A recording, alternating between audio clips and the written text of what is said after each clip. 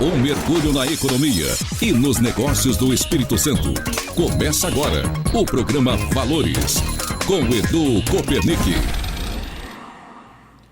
Olá, seja muito bem-vindo ao programa Valores, um espaço de discussão sobre o desenvolvimento do Espírito Santo, sobre como pensam os principais agentes que movem a nossa economia. Bom, a gente vai falar hoje, apagão de mão de obra, apagão de liderança, apagão de força qualificada de trabalho. Ao mesmo tempo em que o Espírito Santo vive um momento único no desenvolvimento, carece também de ferramentas para aproveitar essas oportunidades. E a principal ferramenta para isso é a educação. E eu tenho certeza que é assim que pensa o nosso convidado de hoje aqui no programa Valores. Seja muito bem-vindo, professor Valsemiro Nossa. Ok, é um prazer estar aqui com você, Edu, para a gente debater esses temas. Legal, o prazer é todo nosso, claro. O Valsemiro Nossa é diretor-presidente da FUCAP Business School, é doutor em controladoria e contabilidade pela USP e está ligado a movimentos empresariais aqui no estado. Faz parte da direção do LEAD, novíssimo LEAD, grupo de líderes empresariais, que recentemente lançou bases aqui no Espírito Santo e que é capitaneado pelo ex-governador de São Paulo, João Dória Júnior. Professor, o que a academia acha do momento econômico do Espírito Santo hoje? Então, eu acho que, olhando o Espírito Santo, né, acho que a gente está num momento bom, né, acho que o Espírito Santo fez o seu dever de casa aí ao longo dos anos. Eu acho que a gente tem reflexo positivo disso hoje, né? O governo está com as contas em dia, o empresariado está todo aí pujante, né? Querendo desenvolver negócios, né? Então acho que assim, a gente acabou tendo uma segurança jurídica já um pouco bem melhorada do que era no passado aqui no estado. Então assim, eu acho que o ambiente em si, nós estamos num momento bom, no momento realmente que dá para apostar, né, em desenvolvimento de novos negócios e tal. É claro que quando você olha em nível Brasil hoje, né, e outras reflexões aí internacionais, guerra e tal, você tem as incertezas ainda dentro desse processo, né? Mas eu sempre digo assim, se você fez bem o seu dever de casa, a probabilidade de você avançar bem é muito maior. Mesmo que você tenha aí uma série de incertezas, né, de coisas externas que possam te afetar. Mas resumindo, eu acho que o Estado está num momento bom, um momento realmente de crescimento, um momento de apostarmos, né, em crescimento de fato, principalmente aí as questões logísticas que estão sendo tratadas, novos portos, enfim, tem uma série de ações aí sendo feitas que eu acho que isso tudo traz um ganho, né, para um olhar positivo futuro aí. Interessante você falar de insegurança jurídica, de segurança jurídica. Todo mundo que vem aqui no programa Valores fala disso, que um diferencial grande do Estado é segurança jurídica. O que significa isso? E aí eu pergunto a opinião de uma pessoa que tem doutorado na USP em contabilidade, em controladoria. O que significa isso para o negócio? Então, quando você fala de segurança jurídica, né, é você ter certeza nunca se tem, né, mas você ter uma segurança de que, você está fazendo um negócio hoje e a regra não vai mudar, né, ou se ela mudar, ela não vai te afetar tão rapidamente. Se você olhar para trás, no passado, né, vamos pegar aí 20, 25 anos atrás, aqui no Espírito Santo, né, a gente tinha um sistema imbuído, um sistema político, né, no próprio executivo, onde você tinha uma regra hoje, você fazia o negócio e eles mudavam a regra amanhã. E aquilo te prejudicava, então o seu negócio acabava não conseguindo prosperar, né? Nós tivemos grandes empresas aqui no estado que foram embora por conta dessa insegurança. Xerox, por exemplo, foi um caso clássico, né? E quase perdemos muitas outras, exatamente porque você não tinha você tinha uma fragilidade muito forte nas regras, nas leis, nas regulamentações locais. Então, a partir do momento que a gente conseguiu virar essa página, né, e você começa a ter uma regulamentação local, governamental. Hoje tem uma participação muito forte dos empresários, né, nesse tipo de decisão, o que muda, o que não muda.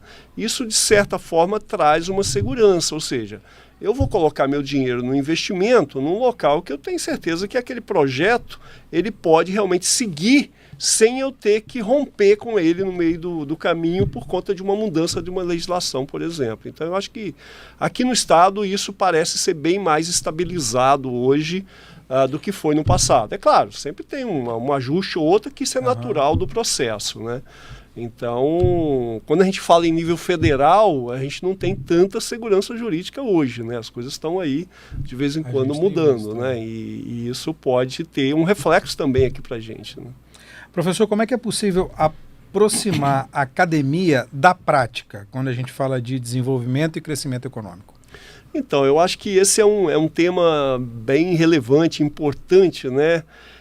Se você olhar em outros países, né, você pega lá Estados Unidos, por exemplo, essa conexão, né, do mercado com a academia, ela é totalmente natural, ela já nasce dessa forma, né? Você vê aí muitos desenvolvimentos de mercado lá que nasceu dentro da academia, ou a academia, o mercado foi para dentro da academia, a academia foi para dentro do mercado. Isso é muito natural. Aqui no Brasil, essa cultura ela não é tão forte, né? Mas aos poucos isso tem começado a acontecer. Nós lá na FUCAP, por exemplo, já levantamos essa bandeira há muito tempo, desde o início lá da escola, onde a gente sempre tentou fazer uma conexão mais forte com o mercado. E a gente vê os ganhos disso, né? Então, para falar do nosso status hoje, né? A gente tem dentro da escola, por exemplo, várias empresas sediadas lá, como startups, como empresas maduras que têm uma célula lá dentro, de forma que ela consegue discutir quais são suas dores hoje, para que a academia, junto com a academia, ela possa processar aquilo ali e buscar a melhor solução, a melhor alternativa para se desenvolver. Mas isso ainda é pouco, né? Eu acho que a academia desenvolver suas pesquisas, desenvolver suas ações voltadas assim, quais são as necessidades exatas que o mercado precisa para se desenvolver, quais são as soluções necessárias, né, nos problemas existentes, nas suas dores existentes. Eu acho que levar isso para dentro da academia, você pode ter boas respostas, mas a academia também ter um pé lá no mercado, tentando sentir isso, essa vibração aí diretamente. E aí, é claro, isso você faz com professores conectados ao mercado e à academia ao mesmo tempo, fazendo pesquisas totalmente aplicadas, né, a essas necessidades, levando as empresas, os empresários para debater dentro da academia. Então, assim, são várias formas, né, de você desenvolver isso. E principalmente, há uma bandeira que a gente tem trabalhado muito ultimamente também, eu conseguir recurso do setor privado para desenvolver pesquisa, para desenvolver pessoas que muitas vezes não têm condições de seguir sozinho. E é claro, uma vez que eu desenvolvo bem uma pessoa, né, eu desenvolvo um desenvolvimento humano, isso reverbera positivamente lá no mercado, que precisa de uma mão de obra qualificada. Então eu acho que academia, mercado, essas coisas têm que andarem juntos, né, de mãos dadas mesmo, ou seja, não dá para separar essas duas questões. E como é que o mercado demanda a academia? Como é que a empresa demanda a academia? Então, eu acho que na busca de pessoas qualificadas é uma delas, né? Eu acho que se você tem uma escola que está qualificando bem, que está realmente formando pessoas que consigam ir ao mercado na solução dos seus problemas, esse é um caminho. O segundo é levar mesmo para dentro da academia qual é a sua problemática, qual é o seu problema do momento, qual é a sua dor, né? Buscando ajuda mesmo. E essa ajuda pode ser por meio das pessoas já qualificadas lá, mas através da pesquisa também. Ou seja, eu tenho um caso aqui que merece investigação, merece ver quais são os melhores fundamentos teóricos que vai me ajudar a desenvolver. E às vezes nem tem, às vezes você tem que buscar e desenvolver aquele fundamento naquele momento, ou seja, numa busca de solução mesmo. Ou seja, mentes pensantes aqui, né, com a necessidade prática lá do dia a dia. Une essas duas pessoas, elas certamente terão soluções inovadoras, né? Isso está acontecendo? O que mais chega lá na FUCAP em relação a isso? Então, hoje eu diria que é uma busca de mão de obra qualificada. A gente é demandado todos os dias lá por pessoas realmente. Mas, vamos dizer assim, nos últimos anos, de um movimento que a gente vem desenvolvendo, a gente tem recebido, sim, problemas do mercado. E a gente monta times de alunos, desde a graduação, tem times de mestrado, de doutorado, exatamente para pensar a solução daquela dor e devolver ao mercado. Então isso eu diria que está embrionário ainda, no nosso caso, mas tem ganhado uma força muito grande e a gente tem dado, vamos dizer assim, muita ênfase nisso, porque eu acho que é um caminho sim. Para você ter ideia, nós temos empresas hoje que tem uma célula lá dentro da FUCAP, e os problemas que eles estão tendo está sendo exatamente, vamos dizer assim, feito uma sinergia aí com os nossos professores e alunos, e dali tem saído muitas boas soluções. E a gente tem um cenário aí pela frente de novidades, né? Porque a gente tem uma zona de processamento de exportação, embora a gente seja um estado voltado para o comércio exterior, a gente tem uma novidade que é essa zona de processamento de exportação, temos novos portos surgindo no estado, temos possibilidades logísticas que estão agora explodindo no estado. Esse tipo de demanda está chegando lá para vocês já? Chega. Na verdade, você tem muito, assim, vamos dizer assim, muitas configurações de novos modelos de negócios, né? O estado tem experimentado muitos negócios diferentes. Saímos daquela época mais do commodities, né? Hoje nós temos muita prestação de serviço e essas prestações de serviço, esses negócios, eles têm se reinventado. Tem surgido, vamos dizer assim, negócios disruptivos mesmo. E muitas vezes, como é que eu trato isso? Então chega esse tipo de demanda. E aí está falando aí da zona de exportação. Poxa, isso é uma novidade para o estado do Espírito Santo. E certamente muitos novos investimentos vão se aproximar desse ambiente. E aí novas formas de negócio, novos formatos vão surgir aí também. Então, assim, nós, enquanto academia, vibramos com isso, porque, poxa, eu preciso realmente de novidades, eu preciso de novas demandas, novos problemas, que é com isso que eu carrego, né, a pesquisa, que é a partir daí que eu carrego as pessoas para estar engajada em novas soluções. A academia é onde todo mundo fica feliz quando chega o problema, né? Exato. O empresário fica desesperado, mas a academia... Fica desesperado. A gente, só um exemplo, a gente tem o nosso doutorado profissional, nós temos o doutorado acadêmico e temos o doutorado profissional, né? O doutorado profissional, uma parte da tese que o aluno tem que desenvolver, ele tem uma parte da que ele tem que fazer que é científica e tal, mas tem uma parte que ele tem que exatamente trazer uma solução para um problema real de mercado. E aí tem muitos alunos que já chegam lá, eles são de empresas, ele já vem claramente com o problema. Ele já sabe o que ele quer, o que ele quer desenvolver, qual é a solução que ele busca. Pô, esse é tranquilo, ele já vai. Mas tem alguns que estão lá e não estão vivenciando um problema de fato lá. O maior problema para ele é achar o problema, né? Então, assim, a gente brinca muito lá, quer dizer, se chegou um problema lá na academia, ele é agarrado por alguém que às vezes está precisando de um problema para desenvolver até o seu trabalho de tese, né? Então, no doutorado profissional, nos permite fazer essa ligação direta com a dor de mercado, diferente de um doutorado acadêmico, que aí é mais filosófico, já entra numa outra linha, mais teórico. Vamos ao primeiro quadro do programa, quadro Dica de Valor. Dica de Valor. Professor, na sua opinião, qual formação tende a dar um melhor retorno no Estado?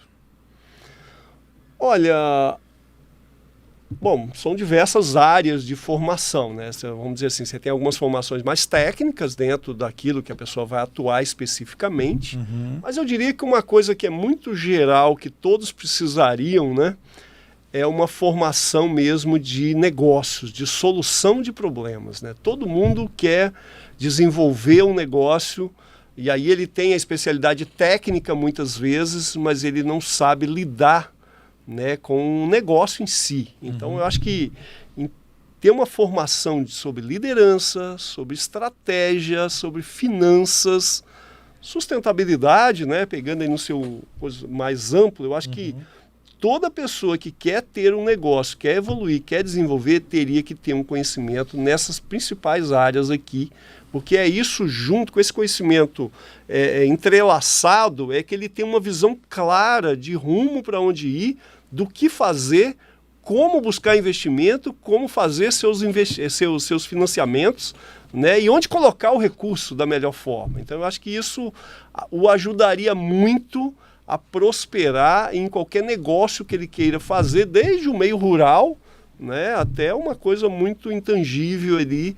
Se ele tiver conhecimento dessas áreas, quer dizer, como liderar pessoas, como montar a sua estratégia, como lidar com as finanças, pô, isso seria um caminho muito forte para ele. Tudo muito fácil, né?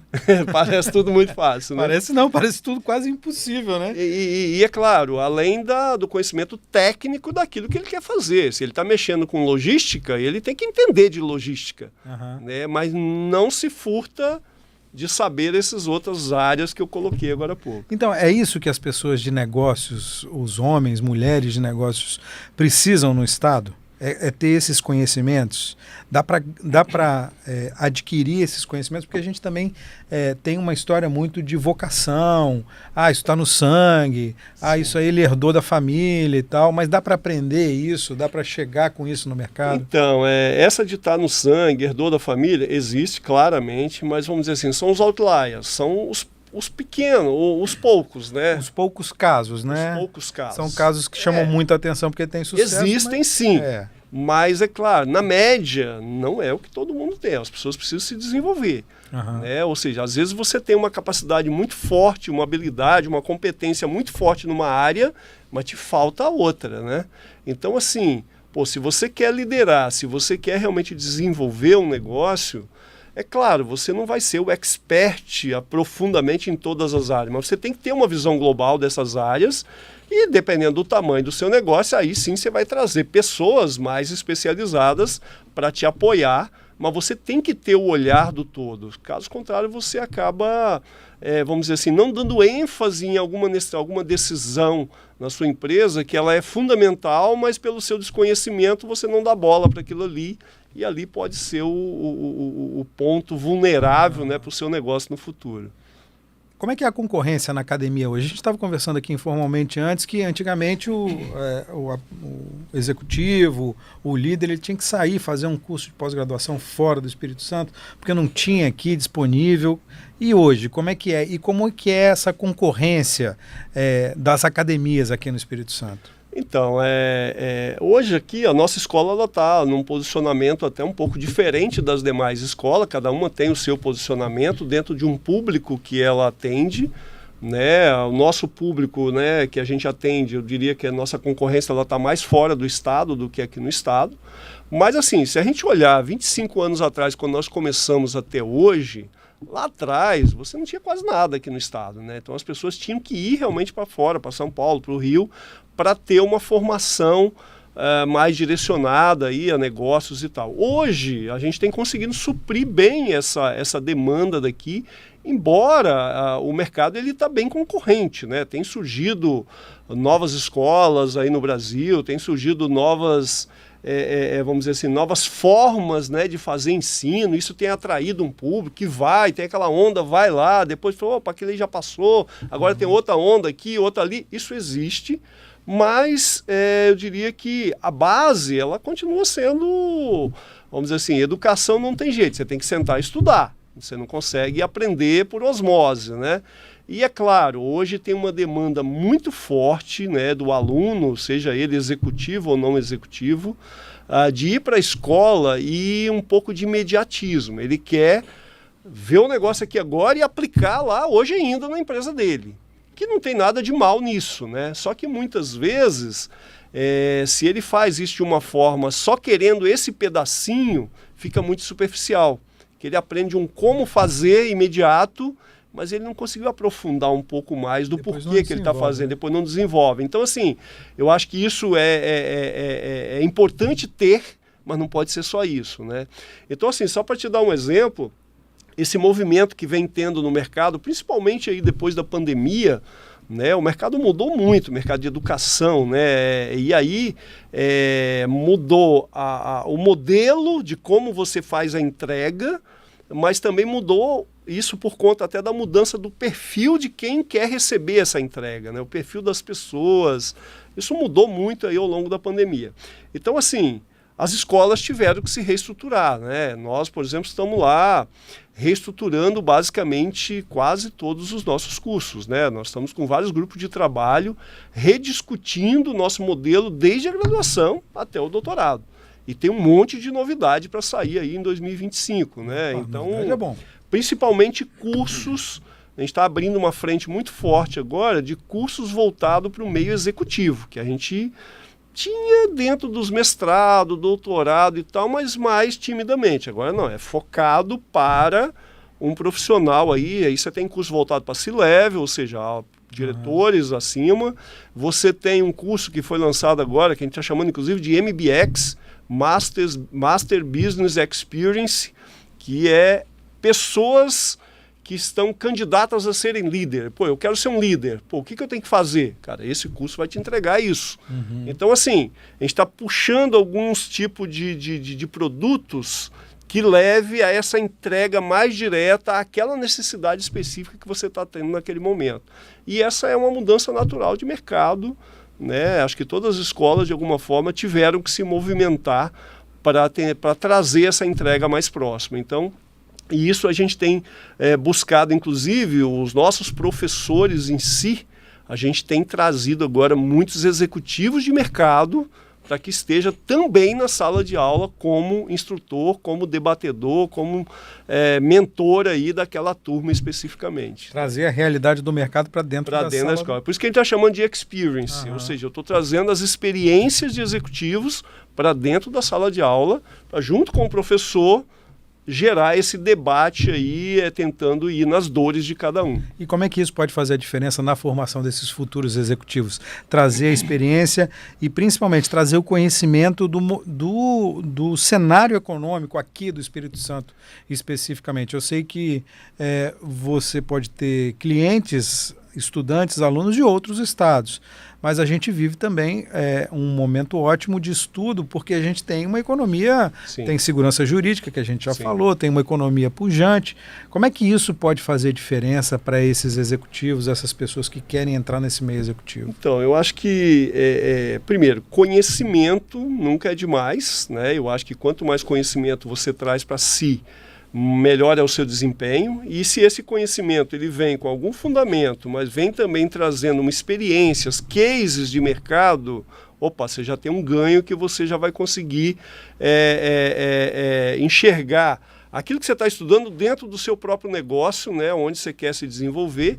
Mas além disso, eu acho que cursos voltados especificamente para executivo, você cria um network ali, onde o seu caso, você acha que ele é particular seu, não é, o seu colega lá da outra empresa tem o mesmo problema que você está tendo. Então, você consegue discutir com ele esse problema, você consegue trocar figurinha. Então, assim, esse network ele é tão valioso quanto o conhecimento que você vai adquirir. E é claro, a partir daí, estou lá na minha empresa desenvolvendo uma situação, vou ligar para o colega que estudou comigo, que teve um caso parecido na outra empresa, vamos discutir, vamos tomar um café. Então eu acho que assim, e é claro, quando você começa a discutir com outros executivos de outras empresas, além de você ter um ganho ali de network, de conhecimento, isso gera negócios. Ou seja, é um processo que eu estou tendo aqui. Eu vi um caso esses dias aí de duas empresas contando numa palestra que, o problema que eu tinha aqui, que era um resíduo, virou a solução para o problema do outro que precisava de um insumo que ele tinha que importar de outro país. Aí entra fortemente a academia, né, dizendo, olha, esse resíduo aqui nós estudamos... Dá para transformar. Dá para transformar isso aqui no insumo da outra empresa. O que aconteceu aí? Uma empresa resolveu o seu problema do resíduo, a outra empresa resolveu o problema do insumo, os dois estão felizes, passaram a ganhar mais dinheiro, eliminaram um problema ambiental. Então, assim, você tem muitos ganhos. Então, quando você começa a conversar entre negócios, né, executivos de entre negócios, cada um levando as suas dores, a dor de um é a solução do outro. E aí gera negócios de fato, e aí que gera desenvolvimento, né? Então eu acho que assim, tem um ganho muito grande de você estar nesse meio, né, acadêmico junto com outros executivos. Acho que tem ganho de todas as formas aí. Legal, vamos ao quadro Valores Inegociáveis. Valores inegociáveis. Professor, quais são os valores que um executivo precisa ter e sustentar independente do momento? Cara, eu acredito muito em ética, né? Eu acho que, assim, você tem que ser transparente, né? A sua integridade. Eu acho que isso é um valor que a gente não pode abrir mão. Se você é íntegro naquilo que você faz, se você respeita a legislação, se você respeita as pessoas, eu acho que isso, o resto é consequência, né?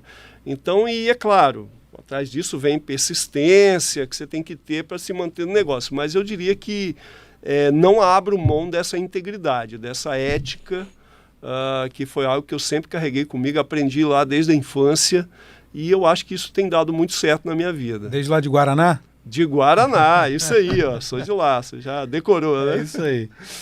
Professor, você foi eleito líder, recebeu o prêmio Líder Empresarial como líder na categoria Ensino Superior Privado. Que peso tem esse reconhecimento?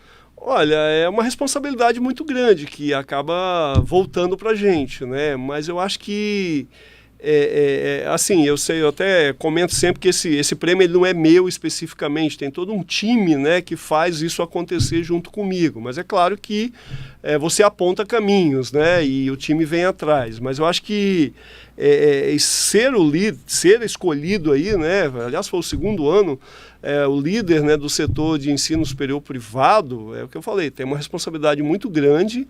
E eu acho que, assim, o que a gente vem desenvolvendo lá na nossa escola, por exemplo, que é dali que eu fui notado, né, vamos dizer assim, eu acho que tem muitos processos lá que realmente trouxeram um ganho para o Estado e não é nosso. Aquilo ali é para ser copiado por quem por lá quiser passar, e eu acho que a gente tem que disseminar isso. Então, eu acho que liderar, né, ser reconhecido como um líder desse setor é mostrar um pouco do que se está se fazendo e que as pessoas sigam também. E é claro, não é por isso que a gente tem toda a verdade lá, né? Eu acho que o que a gente desenvolve é algo que realmente tem gerado um progresso, mas você tem muitos cases aí no setor de educação, principalmente no nosso estado, ou seja, estão junto conosco, né?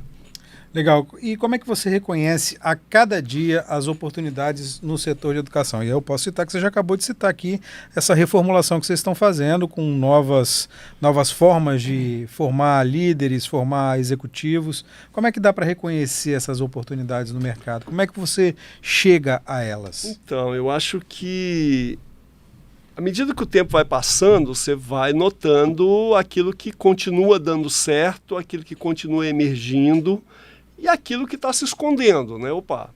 Então, se está tendo alguma fumacinha aqui, é porque o mercado está demandando coisa diferente. Então a gente fica atento o tempo inteiro, né? Acabamos de levar agora um diretor de inovação, uma pessoa de 30 anos, já teve experiência aqui no Brasil, lá fora e tal. Então, assim, está com um olhar mais jovial, vamos dizer assim, consegue perceber mais claramente as oportunidades. Então, assim, só um ponto que a gente discutiu nesta manhã, né? A gente percebe hoje uma necessidade grande do meio educacional de fazer imersões. Imersões, seja aqui no Brasil ou seja no exterior. Imersões, seja numa outra universidade, seja numa empresa, seja no Vale do Silício, seja enfim, a gente tem, então, passamos a manhã inteira hoje estruturando um programa que a gente quer ofertar para os nossos alunos, mas também para a comunidade empresarial. Então, eu quero participar de uma imersão em algum país ali, em um segmento. Se tiver, vamos montar o grupo e nós vamos coordenar essa imersão lá fora. Então, como é que a gente chegou nisso? A gente percebe isso como uma necessidade de mercado. As pessoas estão procurando isso. E tem muitas por ali, mas às vezes muito rasinha, não consegue ir no fundo. Então, assim, vamos estruturar isso aí durante uns 2, 3 meses para poder lançar. E por aí vai. Então, acabamos de criar uma plataforma de cursos executivos agora, queremos disseminar cursos menores, mais rápidos. Enfim, tudo isso são demandas que a gente vem enxergando que o mercado está requerendo. Então, eu acho que é isso. O modelo de negócio da educação, ele tem demandado muitas mudanças. Qual é o exato, a gente não sabe ainda. Nós estamos aí a cada dia buscando fazer diferente. Então, essa questão mesmo de conexão com o mercado, né? O nosso hub de inovação lá, nós temos várias startups. A gente busca o problema, a dor que essa startup está vivendo naquele momento, isso vai para a sala de aula. Tem devolução. Então, isso é um modelo inovador. Começamos isso há 3 anos atrás. Se você olhar, já tem outras coisas que a gente está querendo fazer agora, além dessa, porque, funcionou, beleza, mas eu preciso de algo mais ainda para fazer essa conexão ainda melhor. Então, assim, essa busca ela é incessante, é o tempo inteiro. Para você ter ideia, no momento nós estamos com 4, 5 grupos de trabalho pensando coisas diferentes de como que eu vou remodelar ou como que eu vou trazer algo novo para aquela área especificamente. Falando disso, de inovação, e qual é o papel do empreendedorismo nessa história toda, dentro da academia, e como é que isso tem reflexo no nosso momento econômico? Então, falar em empreendedorismo, né, é um assunto que ultimamente tem sido muito falado e eu acho que ele tem que ser debatido de fato. Nosso estado, eu acho que tem tido um pouquinho mais de maturidade sobre o tema inovação, sobre hubs de inovação, né? Tem um momento que começou um monte, virou uma febre, todo mundo achava que sabia tudo, na verdade não era bem assim. Mas eu acho ninguém sabe tudo, né? Mas a gente tá maturando, a gente está crescendo em cima disso. Então, quando você fala de empreendedorismo, eu acho que as pessoas têm sim que buscar empreender. Boa parte dos que empreendem não vão à frente, é natural isso, que às vezes nem todas as ideias elas se perduram, né? Mas eu acho que o ganho que a gente tem hoje é que tem ambientes para te acolher. Então você tem uma ideia, você tem alguma coisa que, temos ambiente, já vários hubs aqui no estado, que vai te acolher, vai tentar entender bem a sua ideia, ver se aquilo dá para seguir, se não dá, vai te dar uma mentoria. Ou seja, vai idealizar aquela ideia, se ela vingar, daqui a pouco você está num projeto de aceleração, enfim, isso já existe hoje. Antigamente não tinha, o cara tinha ideia, ele se frustrava sozinho, morria ou crescia. Hoje não, você tem determinados apoios. Então eu acho que isso, principalmente quando você une isso à academia também, isso avança muito mais, né? A gente está agora num processo lá de seleção de startups, nós tivemos um edital agora. Acho que tiveram 18 startups inscritas, está no filtro, provavelmente vai fechar com 3.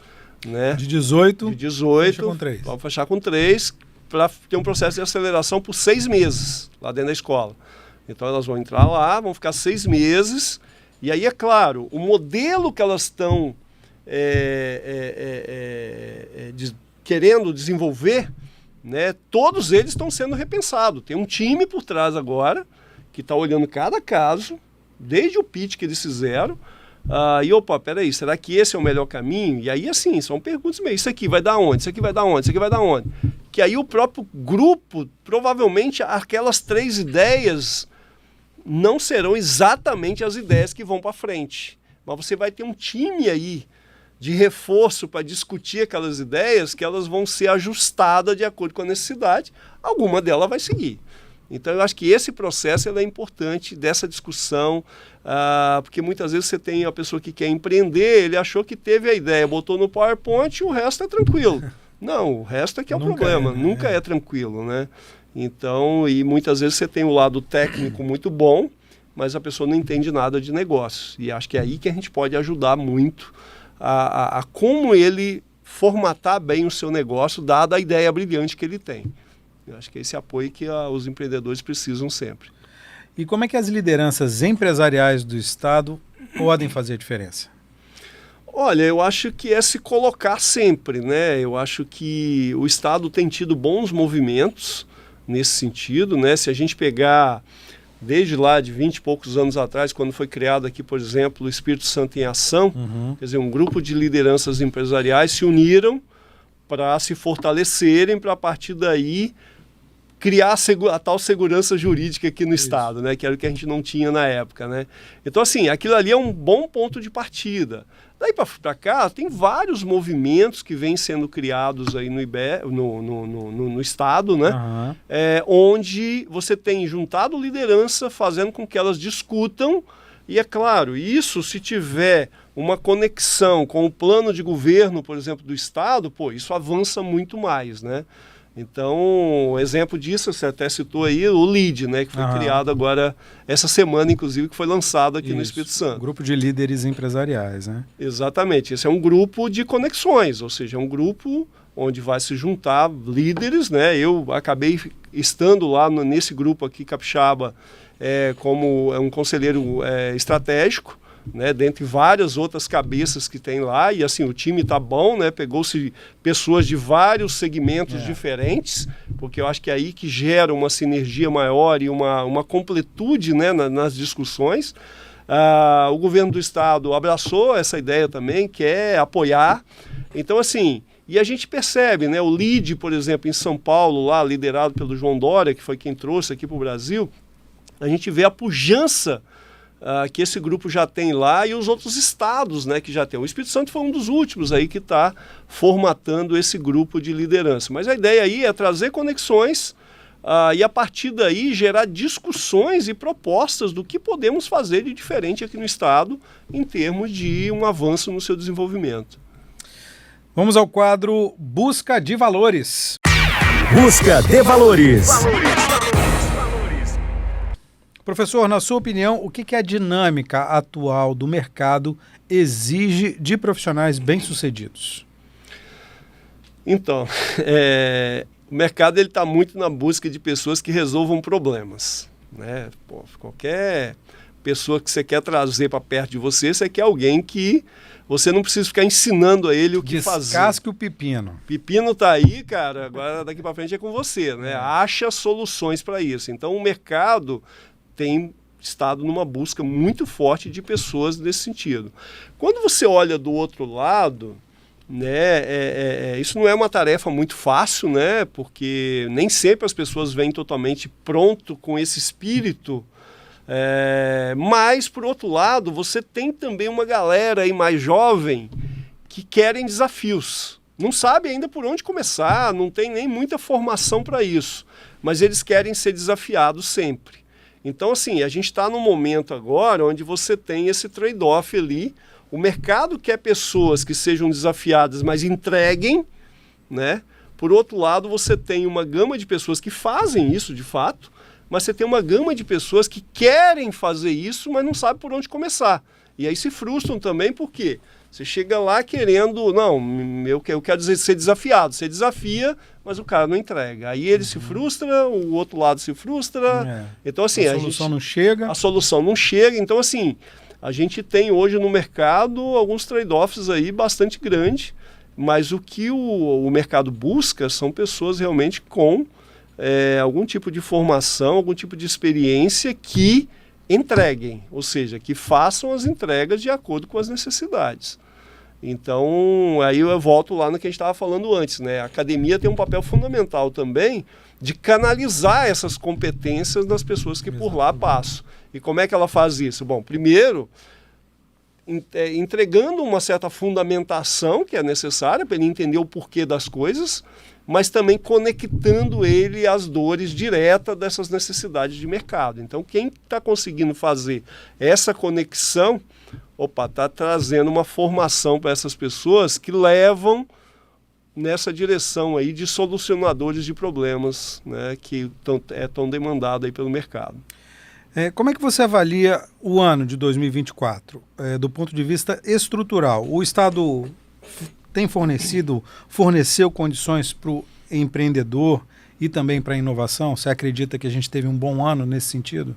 Eu acredito que sim. Eu acho que os últimos anos o nosso estado ele tem se reestruturado um pouco mais, né? Eu acho que é aquilo que eu falei, né? Nós começamos aí talvez o ano 2000, 2001, 2021, 2022. Uhum. Houve um pool, né? Todo mundo falando de inovação em pós-pandemia, a gente pós-pandemia, teve difícil na exatamente. pandemia. Aí aqui assim foi um boom ali que não trouxe grande revolução, mas trouxe as ideias.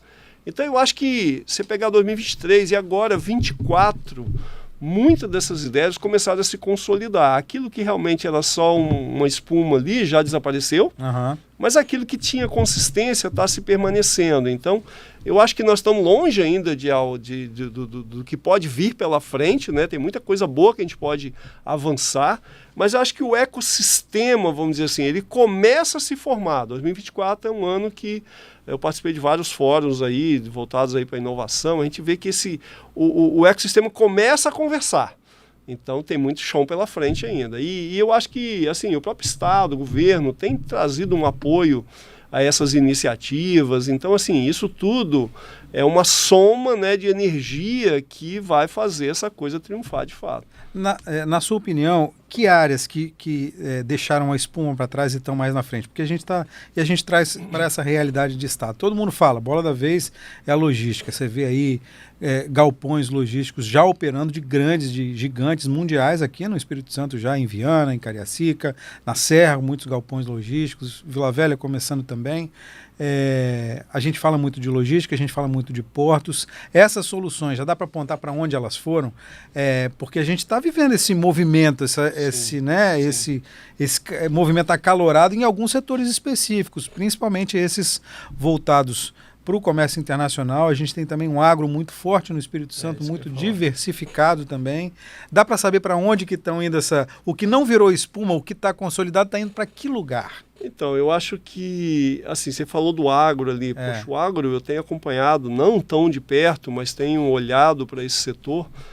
A gente tem visto aí que tem muitas soluções inovadoras surgindo. Tem muitas vamos dizer assim, produtores rurais se tornando empresas, profissionalizando. Isso por si só é uma grande inovação que vai dar uma pujança maior ao Estado. Mas quando você olha aqui, principalmente se você está falando muito de logística ali, né? Quer dizer, é realmente uma bola da vez porque tem muita coisa acontecendo, né? Se você olhar, você tem a própria BR-101, né? Que agora acho que recomeça novamente aí. Os avanços aí da duplicação, você tem os portos principalmente, né, lá em Aracruz, agora a Imetame, lá o Porto da Imetame, a própria Portocel se abriu, né, para outros tipos de movimentações. Você tem a própria Jurong que surgiu lá, enfim, a própria agora zona de exportação que está ali do lado também. Então isso aí é uma coisa, você vai lá para o norte, Linhares, poxa, a quantidade de empresas que passou-se a se instalar na região.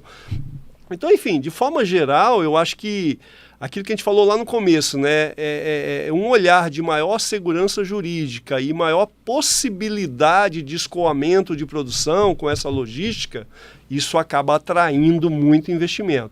E se você atrai determinado tipo de empresa, junto com ela precisa de vários outros serviços que vão nascendo aí naturalmente, né? E é claro, quando você está falando de inovação, todo esse processo de novas empresas, de novos negócios, surgem sempre um negócio disruptivo aí no meio que muda totalmente a dinâmica de como era. Então eu acho que o Estado está nesse bom momento, esse momento de muita coisa nova, né? Vamos dizer assim, um desenvolvimento regional, né? Eu vejo muito a Apex falando de desenvolvimento regional, aliás tem feito um belo trabalho aqui de desenvolvimento aqui no Estado. Eu acho que é isso, a partir do momento que você começa a dar ênfase nas coisas nossas aqui, fazendo com que elas cresçam, prosperem, automaticamente o Estado vai tendo mais visibilidade, isso atrai outros negócios, isso atrai necessidade de mais mão de obra qualificada, e aí a academia está ali para tentar ajudar nisso. Então, assim, é uma bola de neve positiva que vai realmente seguindo. Eu acho que nós estamos nesse momento aqui no Estado. Mas a gente tem, como você falou, um passado recente que não foi tão bom assim. Qual o ponto de maior atenção nesse momento aqui no Espírito Santo? A gente está falando de bons ventos, estamos falando de desenvolvimento, estamos falando de crescimento, mas tem algum ponto que você acha que a gente tem que ficar atento nesse momento aqui no Estado? Olha, eu acho que assim, eu tenho muito medo às vezes dos momentos políticos, né? Ou seja, acho que as nossas renovações políticas, a gente tem que estar sempre aprendendo um pouco mais de como fazer, né? Porque assim, se eu tenho um Estado que não atrapalha, já é muito bem. Se ele ajuda, melhor ainda, né? Isso se desenvolve mais. Mas assim, tirando essa questão aí mais governo, política, né? Eu acho que o ponto de atenção, que é uma necessidade grande, é realmente a tal da mão de obra. Eu acho que isso é um ponto central que faz toda essa engrenagem realmente avançar, né? Então, assim, como tem novos negócios chegando, cada vez mais nós precisamos de mão de obra e qualificada. E é claro, junto com isso vem tecnologia, né? Então, assim, eu acho que não podemos perder essa onda da tecnologia e de ter pessoas qualificadas para fazer esse motor girar. Você acha que chegou a hora de começar a importar mão de obra qualificada? Porque a gente bateu no teto. O desemprego no Espírito Santo é um dos menores do país, né? Menor do que a média nacional. A gente está com um índice de 4%, um pouco mais de 4% de desemprego hoje no Espírito Santo. A gente bateu no teto? Está na hora de começar a importar mão de obra qualificada? Eu acho que, assim, quando a gente fala de desemprego, nós estamos falando de forma geral, né? E boa parte desse pessoal não é qualificado. Então, assim, eu acho que tem muito espaço para melhorar a qualificação das pessoas ainda no Estado, né? Nós temos muitas pessoas aí que não estão qualificadas para os postos de trabalho que estão sendo ofertados. E aí, nesse caso, acaba se buscando lá fora, né? Mas eu acho que tem espaço para... Quer dizer, você estar num local onde o desemprego é baixo, para eu, cidadão, pô, isso é o melhor dos mundos. Num sentido assim... Poxa, se eu tiver uma qualificação um pouco melhor, eu vou ser angariado pelo mercado. Então, assim, eu acho que o que o cidadão tem que entender é que, olha, você não chegou no topo, não. Você tem que aprender mais, você tem que estudar mais. Então, assim, se a população do Espírito Santo entender isso e passar a se qualificar mais nas áreas aí onde estão sendo bem demandadas, acho que tem muito espaço de empregabilidade, vamos dizer assim, com salários melhores aqui no Estado, né? Porque senão certamente as empresas vão ter que buscar lá fora se não tiver essa qualificação toda interna aqui. Vamos ao próximo quadro Valores do Futuro. Valores de futuro. Professor, qual investimento realizado agora vai dar o retorno real daqui a 25 anos? Educação. Sempre, né? Educação, né? Eu acho que isso está provado aí em todos os países que a gente vê aí, que não eram nada, investiu, 30 anos depois está aí no ápice, né? A gente fala muito desse ciclo da Coreia do Sul, né? Coreia é um grande exemplo. 25 anos aí. Coreia é um grande exemplo, um grande exemplo. Então, assim, eu acho que é tudo. E agora, a qualificação aí não está só lá no ensino superior, não está na qualificação executiva, é lá no berço. Né, lá na criança, começa ali. Então eu acho que investimentos mesmo em educação de qualidade desde o início transforma a geração que vem pela frente aí. Falamos de 25 anos, professor, mas daqui a 5 anos, onde é que você quer estar daqui a 5 anos? Olha, bom, eu enquanto empresa, eu acho que dentro do nosso plano lá, queremos estar muito bem posicionado aí com tudo isso que a gente está fazendo de transformação já ter sido realmente realizado e a empresa ter criado muito valor de fato para a sociedade. Eu, Valsemiro, né? Talvez daqui 5 anos, talvez eu não queira estar nem como CEO mais da empresa. Quero que isso seja renovado lá, quero que a empresa esteja muito profissionalizada para eu estar, é claro, ligado à empresa ainda, mas fazendo outras coisas também. Tem muitas ideias de novos projetos aí que eu quero ainda avançar no futuro. Então, não sei se 5 anos é um prazo curto ainda, mas acho que é o início do meu pensamento para estar fazendo outras coisas também. Mas como gestor, o que você tem feito para isso? Então, a gente tem, principalmente aí esse último ano, esse ano de 25 vai ser um ano bem vamos dizer assim, alinhado com isso.